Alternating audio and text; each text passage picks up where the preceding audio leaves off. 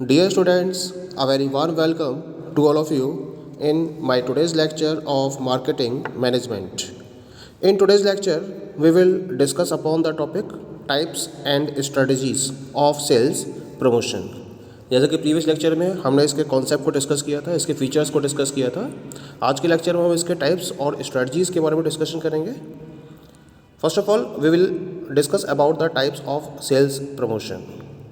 There are 12 main types of sales promotions. Not all of them are suited for every business, product or service, but each one offers unique ways of boosting sales and connecting with customers through different methods of sales psychology. Each is also an interesting take on spin selling and offers a look into sales methodology comparison. कुल मिला के 12 type के sales promotional tools को मैं यहाँ discuss करूँगा. हालांकि हर एक जो टूल है वो एक स्पेसिफिक सिचुएशन में वर्कआउट करता है. हर बिजनेस के लिए, हर प्रोडक्ट के लिए या हर सर्विस के लिए ये सारे के सारे टूल्स एक साथ वर्केबल नहीं हैं. डिपेंड करेगा सिचुएशन क्या है, उसके अकॉर्डिंग हम इन टूल्स का प्रॉपर यूज़ कर सकते हैं. So let us have a discussion of these particular tools. The very first tool is competitions and challenges. Competition or challenges usually take place on social media and serve to increase customer engagement as fans try to win a discounted or free product. They usually also result in a large amount of free publicity in the competition or challenge. Involves sharing the brand on a customer's personal social media account. तो जब हम competition की बात करते हैं, challenges की बात करते हैं, तो जब डिफरेंट ब्रांड्स एक दूसरे के साथ में कॉम्पीट करती हैं, चैलेंजेस को क्रिएट करती हैं, तो उसमें डिफरेंट टाइप के प्रमोशनल ऑफर्स कस्टमर्स के लिए अवेलेबल होते हैं. कस्टमर्स के पास चांसेस होते हैं कि वो डिस्काउंटेड वे में या फिर फ्री प्रोडक्ट्स को जीत सकते हैं, क्योंकि कस्टमर्स को एंगेज करने का ये सबसे बढ़िया तरीका होता है. आप एक कंपटीशन ऑर्गेनाइज करते हो, चैलेंजेस अपने कस्टमर्स के लिए अवेलेबल कराते हो और इस तरह से इन कॉम्पिटिशन्स में कस्टमर्स को एंगेज करते हुए आपकी कोशिश होती है कि आप अपने प्रोडक्ट की सेल को ज़्यादा से ज़्यादा इंक्रीज़ कर सकें. और एक तरीके से एक फ्री पब्लिसिटी भी होती है, क्योंकि जब एक कस्टमर एंगेज हो जाता है तो वो अपने आसपास के जितने भी उसके रिलेटिव्स हैं, फ्रेंड्स हैं, उनको भी सजेस्ट करता है उस कंपटीशन में पार्टिसिपेट करने के पॉइंट ऑफ व्यू से. और इस तरह से आपके प्रोडक्ट की जो अवेयरनेस है वो लगातार बढ़ती चली जाती है. ज़्यादा से ज़्यादा कस्टमर्स इंटरेस्टेड होते हैं और उसके बेसिस पर आपकी सेल्स भी बढ़ने के चांसेस बढ़ते चले जाते हैं. Next tool is that is the product bundles. Product bundles offer a collection of products for an overall discounted rate. यानी कि आप क्या करते हो, जब आप बहुत सारे प्रोडक्ट्स को एक साथ सेल करते हो तो उसमें आप उनका एक बंडल क्रिएट कर लेते हो, और जब उनका बंडल बनाते हो तो उस बंडल को आप डिस्काउंटेड रेट पर अवेलेबल कराते हो. यानी कि अगर कस्टमर इंडिविजुअल लेवल पर उन प्रोडक्ट्स को परचेस करेगा तो वो उसको महंगा पड़ेगा, लेकिन जब बंडल वाइज उसको प्रोडक्ट को परचेस करता है या उन प्रोडक्ट्स को परचेस करता है तो कंपैरेटिवली इसको वो कम प्राइस में अवेलेबल हो जाते हैं, डिस्काउंटेड रेट पर अवेलेबल हो जाते हैं. और इसी वजह से क्या होता है कि जो कंज्यूमर्स हैं वो इस बंडल को परचेज करने में अपना इंटरेस्ट शो करना शुरू कर देते हैं, और इसकी वजह से आपके प्रोडक्ट की सेल पर भी इसका फ़र्क कहीं ना कहीं पड़ता है. नेक्स्ट टूल की बात करते हैं, इसमें नेक्स्ट टाइप की बात करते हैं, that is the flash sales. These are extremely short sales that offer extreme discounts for a limited amount of time. यानी कि आप एक लिमिटेड पीरियड ऑफ टाइम के लिए हैवी डिस्काउंट ऑफर करते हो अपने प्रोडक्ट पर, तो हम इसको फ्लैश सेल्स का नाम देते हैं. इसमें क्या होता है, एक अर्जेंट पीरियड ऑफ टाइम को आप डिटरमाइन करते हो और उसी पर्टिकुलर पीरियड ऑफ टाइम में अपनी सेल्स को इंक्रीज करने के पॉइंट ऑफ व्यू से हैवी डिस्काउंट्स प्रोवाइड करते हुए प्रोडक्ट की सेल को बढ़ाते हो, जिसे हम फ्लैश सेल्स का नाम देते हैं. Now come to the next one, this is the free trials. Free trials or demos, these are one of the most common sales promotions and one of the most promising strategies to grow a customer base. आप door to door जाते हो, customers को free demo देते हो अपने product के बारे में, फ्री ट्रायल्स अवेलेबल कराते हो उन्हें, और जब आप किसी पर्टिकुलर प्रोडक्ट को लॉन्च करते हो तो उस समय ये सबसे प्रॉमिसिंग स्ट्रेटजी होती है जो कॉन्टिन्यूस बेसिस पर ये प्रॉमिस करती है आपसे कि आपका कस्टमर बेस लगातार इंप्रूव होगा ही होगा। बिजनेसेस क्या करते हैं, एक लिमिटेड टाइम अवेलेबल कराते हैं और उस लिमिटेड टाइम में प्रोडक्ट को ऑफर किया जाता है फ्री ट्रायल के बेसिस पर, और प्रोडक्ट की एक लिमिटेड क्वांटिटी उनको अवेलेबल कराई जाती है। यानी कि जो पहली बार प्रोडक्ट को परचेज करता है उसको लिमिटेड क्वांटिटी में फ्री प्रोडक्ट्स अवेलेबल कराए जाते हैं एज अ सैम्पल। उसको वो यूज़ करता है तो कंपनी ये बिलीव करती है कि उसको पसंद आएगा और वो आगे और ज़्यादा ऑर्डर्स प्लेस करेगा इसके regarding. Next one is that is the free shipping and और transfers. Free shipping promotion attempts to curb the 70% of customers who abandon their carts when they see the shipping cost। Actually है क्या, सबसे बड़ा point कहता है कि transportation cost का। जब आप बाहर से डिलीवर कर रहे हो किसी प्रोडक्ट को तो शिपिंग कॉस्ट एक सबसे बड़ा इश्यू होता है कस्टमर्स के सामने। तो कंपनीज क्या करती हैं इस केस में, अपने कस्टमर्स को फ्री शिपिंग या फ्री ट्रांसफर्स का एक ऑफर प्रोवाइड करती हैं और उसके बेसिस पर अपने प्रोडक्ट की सेल्स को इंक्रीज करने के लिए एफर्ट्स आगे बढ़ाती चली जाती हैं। जितनी भी ऑनलाइन कंपनीज हैं उनमें बहुत सारी ऑनलाइन कंपनी ऐसी हैं जो फ्री शिपिंग या फ्री ट्रांसफर्स के बेसिस पर प्रोडक्ट्स को सेल कर रही है। तो this is also one of the very most commonly use tool of sales promotion. Now come to the next one and this is about the free products. ये आपने देखा होगा, free products promotion work by offering a small free product with the purchase of a larger. यानी कि जब आप एक बड़ा प्रोडक्ट परचेज करते हो तो उसके साथ में एक छोटा प्रोडक्ट फ्री में प्रोवाइड कर दिया जाता है। तो ये क्यों करती है कंपनीज, जिससे कि वो शॉर्ट पीरियड ऑफ टाइम में अपने प्रोडक्ट की सेल को बूस्ट कर सके। इसी वजह से इस स्ट्रेटजी को फोकस किया जाता है। Now come to the next point, this is the early bird और फर्स्ट परचेजर स्पेशल्स। ये क्या होते हैं, ये स्पेशल ऑफर डिस्काउंट्स होते हैं जो फर्स्ट टाइम परचेजेस को फॉलो करते हैं।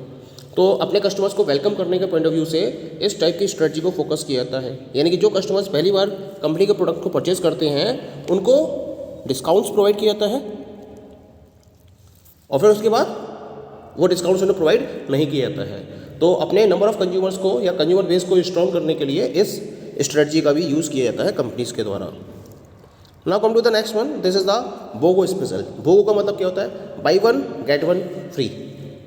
By one BO get one free. ये प्रमोशंस होते हैं जो प्रोडक्ट की अवेयरनेस को इंक्रीज करने के लिए, स्प्रेड करने के लिए फॉलो किए जाते हैं। कस्टमर जब एक प्रोडक्ट परचेज करते हैं तो उनके साथ में उसको दूसरा प्रोडक्ट भी फ्री दे दिया जाता है, जिससे कि वो क्या कर सके, उस प्रोडक्ट को अपने फ्रेंड्स या फैमिली मेम्बर को प्रोवाइड कर सके, जिससे कि उनका कस्टमर बेस और ज़्यादा बिल्डअप होता चला जाए और वर्ड ऑफ माउथ पब्लिसिटी उनकी लगातार बढ़ती चली जाए। इसी वजह से बाई वन गेट वन या फिर बोगो स्पेशल स्कीम्स को लॉन्च किया जाता है। Now come to the next one is the coupons and vouchers. बहुत ट्रेंड में है आजकल। जो आपने देखा होगा बहुत सारी क्लॉथिंग कंपनीज हैं जैसे रिलायंस ट्रेंड्स है, वो कूपन्स एंड वाउचर्स प्रोवाइड करती है जिससे कि कस्टमर्स उससे लगातार जुड़े रहें और लगातार उससे परचेजिंग को फॉलो करते रहें। तो जब कोई भी करंट कस्टमर्स उसके प्रोडक्ट को परचेज करते हैं तो उनको कूपन्स और वाउचर्स दिए जाते हैं, जिससे कि जब वो अगले परचेज करेंगे तो उसका बेनिफिट वो वहाँ ले सकते हैं। तो अपनी प्रेजेंट सेल्स को इंक्रीज करने के लिए और फ्यूचर परचेज को एंश्योर करने के लिए इन पर्टिकुलर टूल्स का यूज़ ज़्यादातर कंपनीज़ के द्वारा आज की डेट में किया जा रहा है। चाहे वो फूडिंग कंपनीज़ हैं, क्लॉथिंग कंपनीज़ हैं, इनके द्वारा कूपन्स एंड वाउचर्स के बेसिस पर अपनी सेल्स को इंक्रीज करने के लिए प्रॉपर्ली इनका यूज़ किया जा रहा है। Now come to the next one. This is the upsell specials. Upsell promotions are not as common as the others, but they can still be extremely effective. Upsell give first-time customers a less expensive version of a product to try, and then over time, the sales department work to convince them to purchase the more expensive and more effective option. तो ये एक तरह से कह सकते हैं कि slow strategy है, जिसमें जब कस्टमर आपसे कॉन्टैक्ट करता है तो आप जो लेस एक्सपेंसिव प्रोडक्ट है वो उसको यूज़ के लिए देते हो फर्स्ट टाइम में, और जब वो उसको यूज़ करके हैबिचुअल हो जाता है तब आप उसको कन्विंस करते हो कि उसे अब इसी कैटेगरी में मोर एक्सपेंसिव और मोर इफेक्टिव ऑप्शन को सिलेक्ट करना चाहिए। तो हम इसको बोलते हैं upsell specials. Next one is that is the subscriptions. Subscriptions are not always considered sales promotion since they tend to be long-term purchases, but having different amounts of a product available at a different price point is a sales promotion tactic.